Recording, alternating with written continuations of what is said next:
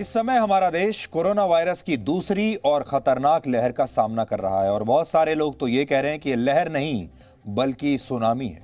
वैज्ञानिकों ने कह दिया है कि अब तीसरी लहर का आना भी निश्चित है, यानी महामारी के इस समुद्र में वायरस की एक के बाद एक कई शक्तिशाली लहरें आ रही हैं और जिस जहाज में हम सवार हैं वो इन लहरों से डगमगा रहा है।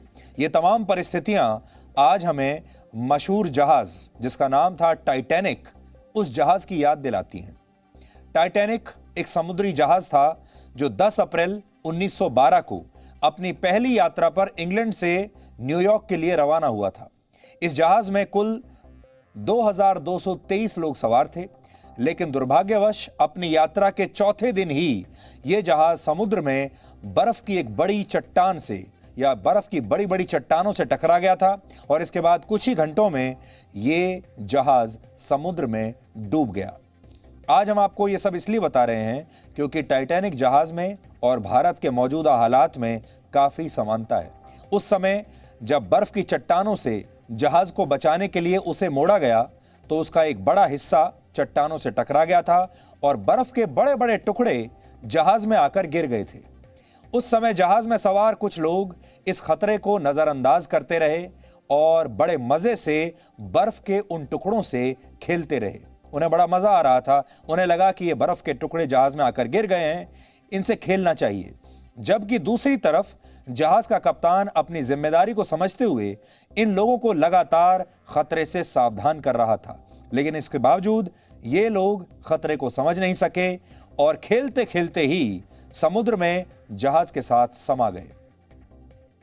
यहां हम आपसे यह कहना चाहते हैं कि टाइटैनिक को डूबे हुए 109 वर्ष बीत चुके हैं, लेकिन लोगों की फितरत आज भी बदली नहीं है। चाहे उस जमाने के लोग हों, चाहे वो इंग्लैंड के लोग हों, चाहे वो यहां के लोग हों।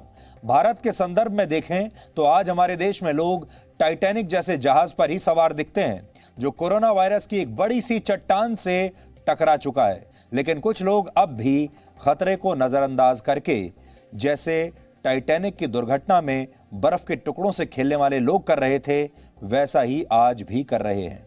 भारत का मौजूदा संकट और टाइटैनिक की त्रासदी में एक समानता यह भी है कि जब यह जहाज अटलांटिक महासागर में डूब रहा था तब इसके आसपास 3 और जहाज मौजूद थे और ये 3 जहाज हमारे देश में 3 प्रकार के लोगों के बारे में आज आपको बताते हैं।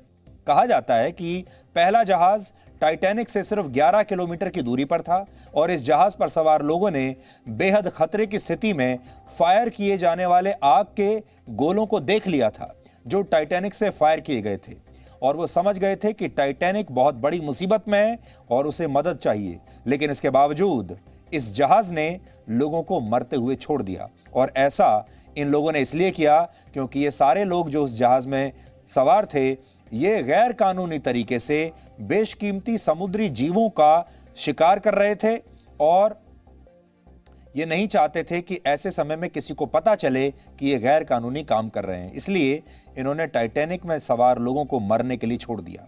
ये जहाज उन लोगों की तरह है जो अपने अंदर की इंसानियत का गला घोट चुके हैं। उन्हें कोई फर्क नहीं पड़ता कि बाकी के लोग जिएं या मरें।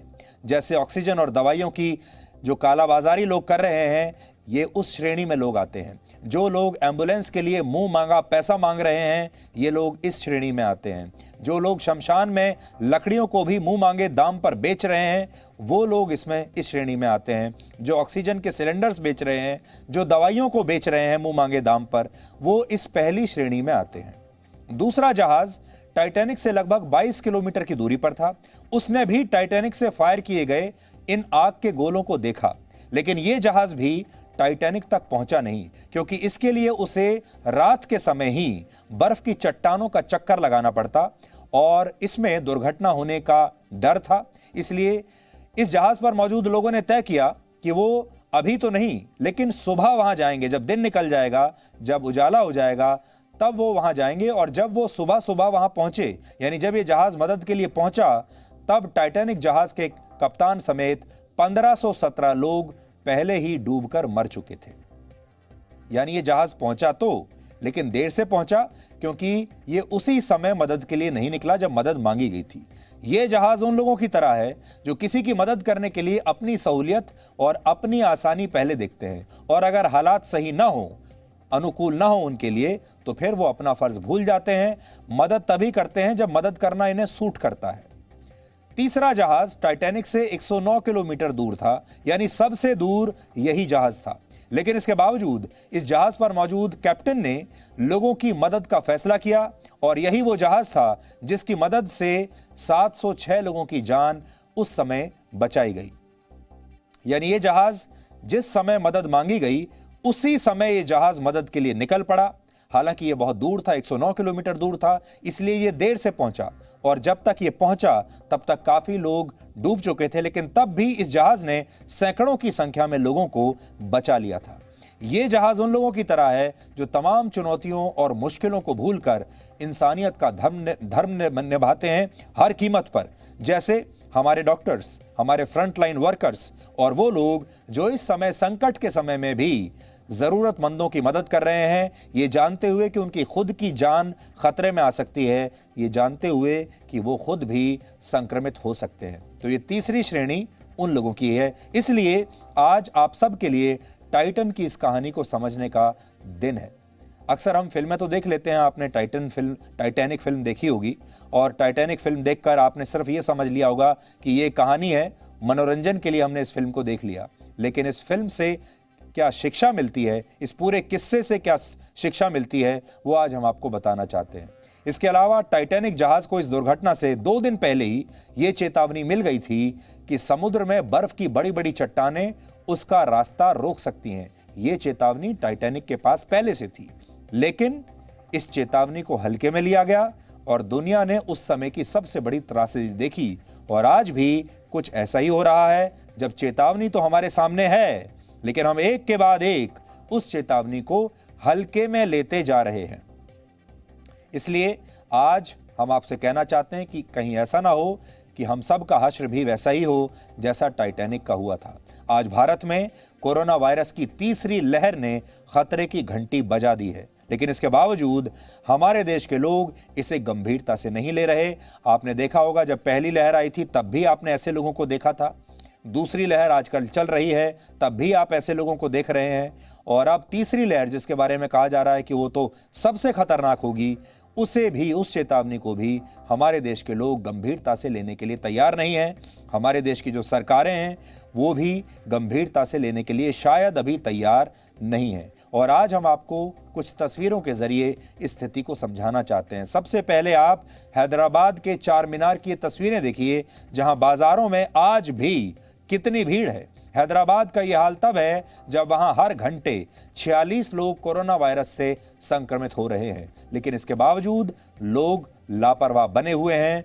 ये वो लोग हैं जो टाइटैनिक पर लगातार खेलते रहे बर्फ के टुकड़ों से, और उन्हें यह समझ में ही नहीं आया कि जहाज डूबने वाला है। हैदराबाद की इन तस्वीरों को देखकर आपको लगेगा कि कोरोना वायरस तो शायद यहां पर इस शहर में है ही नहीं। अब आपको उत्तर प्रदेश के ललितपुर से आई तस्वीर दिखाते हैं, जहां पंचायत चुनाव के नतीजों में अपने उम्मीदवार की जीत के बाद लोग इस कदर जश्न में डूबे हैं कि कोरोना वायरस को बिल्कुल भूल चुके हैं। इन लोगों के चेहरों पर ना तो आपको मास्क दिखेगा, और सोशल डिस्टेंसिंग का तो कोई सवाल ही नहीं है। ये उत्तर प्रदेश की तस्वीर है आज की। कौन सा कोरोना वायरस और कौन सी चेतावनी। इनके जीवन में ना तो कोरोना वायरस के लिए कोई जगह है, ना ही चेतावनी के लिए कोई जगह है। और जब ये संक्रमित हो जाएंगे, उसके बाद इनकी शिकायतें शुरू होंगी। उसके बाद ये पूछेंगे कि सरकार अब तक क्या कर रही थी। उसके बाद ये पूछेंगे कि हमें अस्पताल में बेड नहीं मिल रहा। ये तस्वीरें उत्तर प्रदेश के गांव की हैं, और इस समय उत्तर प्रदेश के ग्रामीण इलाकों में ये संक्रमण तेजी से फैल रहा है। अब तक लोग कहते थे ये शहरों में फैल रहा है, लेकिन अब बड़ी संख्या में गांव के लोग भी इससे संक्रमित हो रहे हैं। और सोचिए, अगर ये भारत के ग्रामीण इलाकों में फैल गया तब क्या हालत होगी। लेकिन इसके बावजूद कुछ लोग हैं कि वो मानने को तैयार ही नहीं है।